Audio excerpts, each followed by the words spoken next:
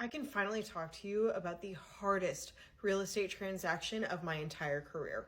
Lauren Lack is a damn inspiration, and Ariel Best is Superwoman. Taking you back to April 20th of 2023, I received this message from a lender that I had just recently gotten pretty close to on TikTok because she is such a strong advocate for the VA loan. I follow her. I love her. She tells me that she is licensed in Virginia now, but not to tell anybody because the last time she let anybody know that she was licensed in a new state, they got flooded with new applications because, again, she is one of the strongest advocates for the VA loan benefit.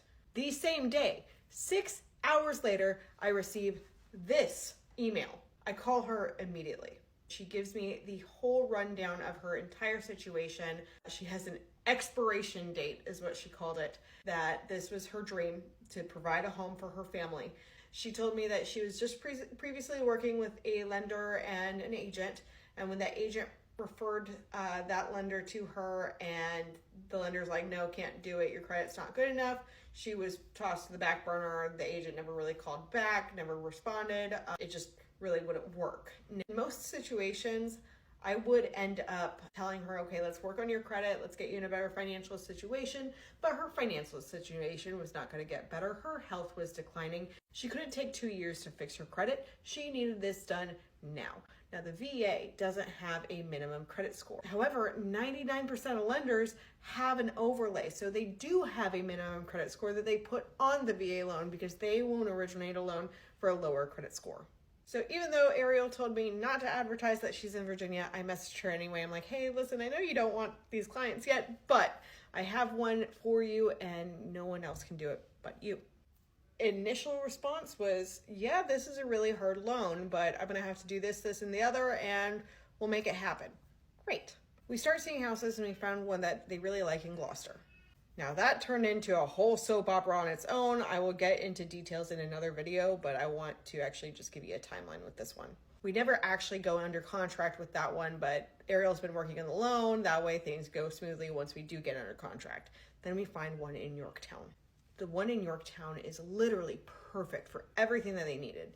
They have a garage for her husband. They have a whole separate living area for her and her small business that she has. Room for the kids and everything. It's literally perfect for them. We go under contract. At this point, everything's clear. It's looking good. The only thing that we are waiting on is the VA to approve Lauren's disability, which has already been expedited. We're already good to go. It's not a matter of if, it's a matter of when. That being said, Lauren is currently in a hotel, an extended stay that is honestly nasty because her last rental property was recently condemned because of the mold and the issues and the foundation issues and everything. Because she's not in a stable home or stable living conditions, she's not able to do the trials for her condition.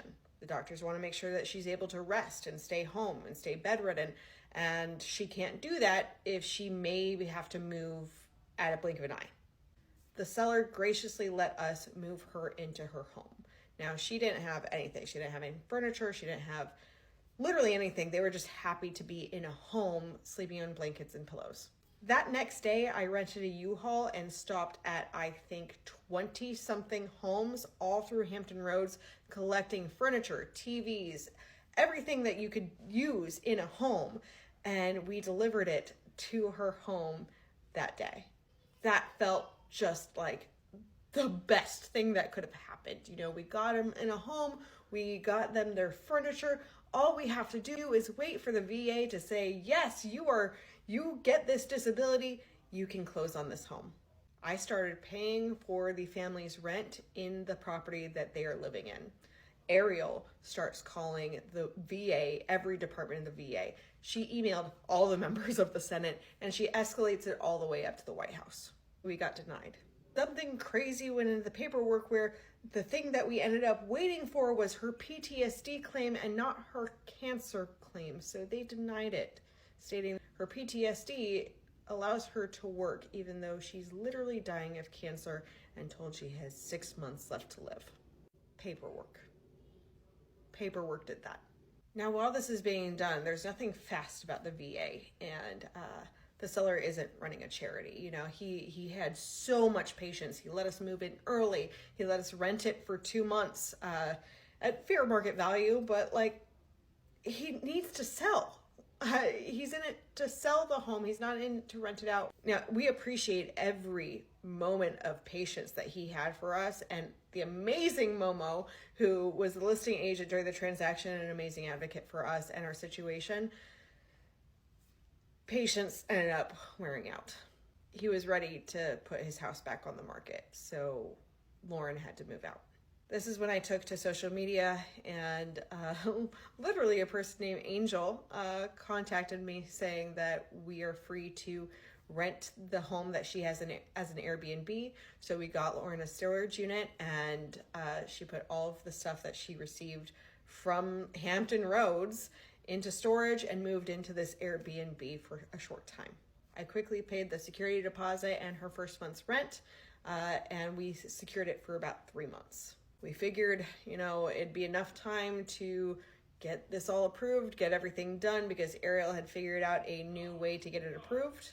We just needed more time, and time was the enemy for everything about this. After Lauren and her family had moved out of the home, I sent an addendum to the seller stating that we'd remain under contract as a first right of refusal, meaning they are more than welcome to start marketing the home to anybody who wanted it.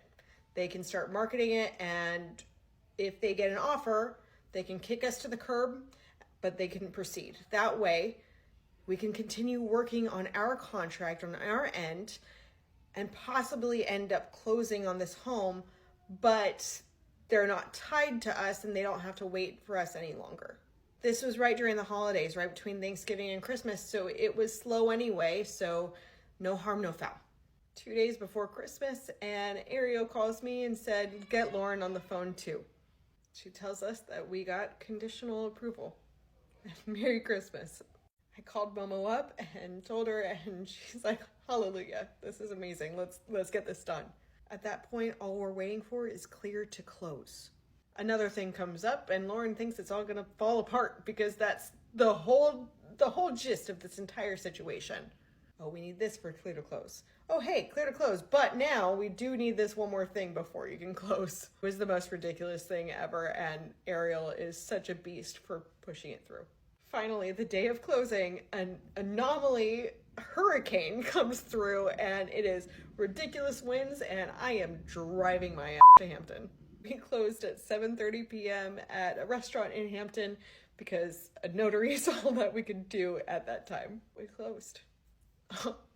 8 months later, we're closed, and Lauren has a home for her family. I'm so happy. I basically just drove through a hurricane, through the tunnel, to get to this closing at 6:30 at night. But it's happening.